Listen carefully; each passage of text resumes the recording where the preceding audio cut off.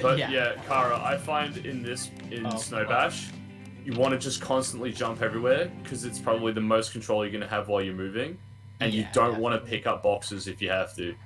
You almost just want to keep kicking everything. Just jump and kick, jump and kick, jump and kick.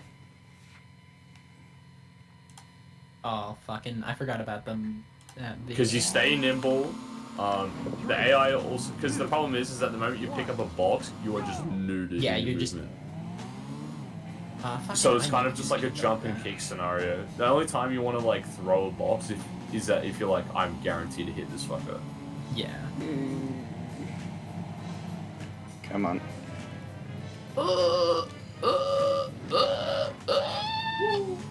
He killed himself. Yeah, he killed himself. Hey, L with you, baby. All you. Oh, you.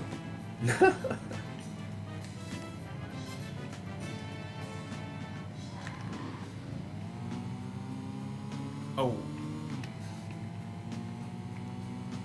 So what characters are you hoping to play? Dingo, Rilla, and Embryo? So the way it works, right, is with the character roster in this game, they're split up into two teams, right? You've got like you got Team Aku and Team Uka. Do you want me to give you the brief lore rundown of how it works? No, I know Crash, so it has to be 2 and 2. No. If you're on the good team, you're gonna get no matter what, you're gonna get Kong and Rillaroo, and then either Embryo or Cortex. And on Team Uka, you're gonna get and in Team Uka, you're gonna be guaranteed Tiny Tiger, Dingo, and then Crash or Coco. Because basically, a brief insight into the lore behind the game is Aku and Uka are just fucking around, and they're like, I'm stronger than you are. No, I'm stronger. Alright, I know how we're gonna... And they're like, I know how we solve this. We get Crash and friends to fucking show up and fight on our behalf, right? We have our mortal friends fucking... So what they've got is they've got Crash, Coco, Cortex, Brio, Dingo, Tiny, Rilla, and Kong. So the way it works... Well, so the way it works, right, is because... obviously, Team Aku's only got 2 players because it's just Crash and Coco, and it's like 2v6. Aku's like, yeah, this is kind of bullshit, bro. We need some like level playing field here. And Uka is just like, oh yeah, sure, bro. Just pick any two of our players, right? Which is where you go, all right. So Aku just kind of fleeces Uka here because he kind of just picks Tiny and Dingo, who are some of like. You think they'd be OP lore-wise, you know? Because it's like, Aku. It's like, Tiny and Dingo are OP compared to, like, fucking Kong and Rillaroo. You know what I mean? Like, Uka just he just got fleeced. That was, like, the trade deal of the century, baby. Anyway, so the two teams are Crash, Coco, Tiny, and Dingo versus Cortex, Brio, Kong, and Rilla. And the way it works is that for one player, if you pick any character from Team Aku, you're always going to go up against 3 characters from Team Uka.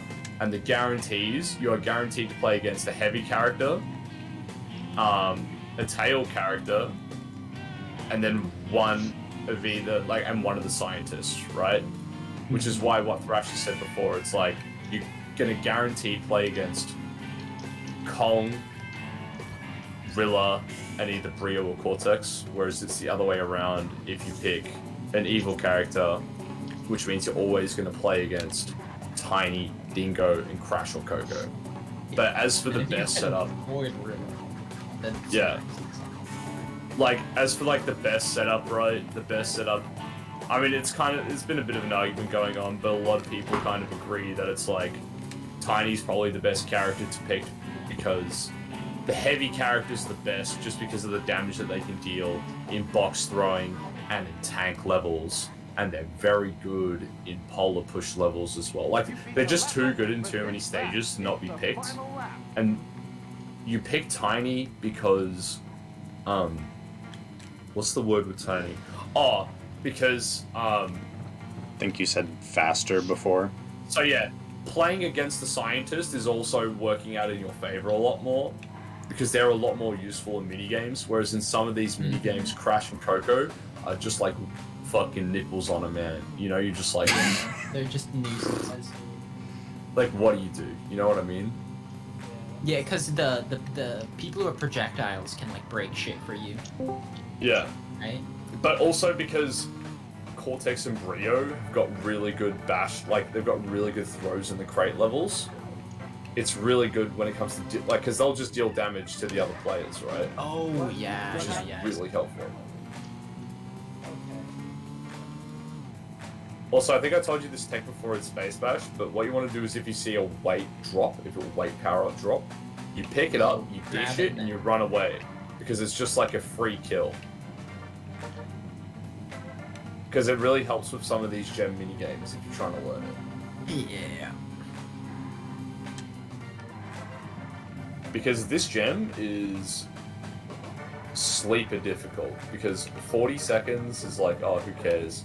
But then you realize that it just takes this a while terrain... to get... Yeah, then you realize that like 15 seconds already gone. Yeah. But like the terrain is like the biggest bitch when it comes to this stage. This stage sucks.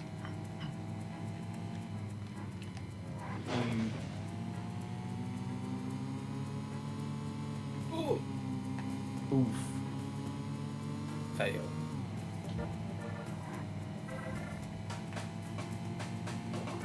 Fail. Karis is in practice run. Yeah, kinda. Like, however long this takes me to do is, it'll inform me of how ill-prepared I will be if I do the any %. Did we set a time for that? Because I just realized I said next weekend is good for me, and I realized that that's actually not good for me. Ah, fuckity. Oh, I lived? Also, what Kill him. Do it. Oh, dude. The ice.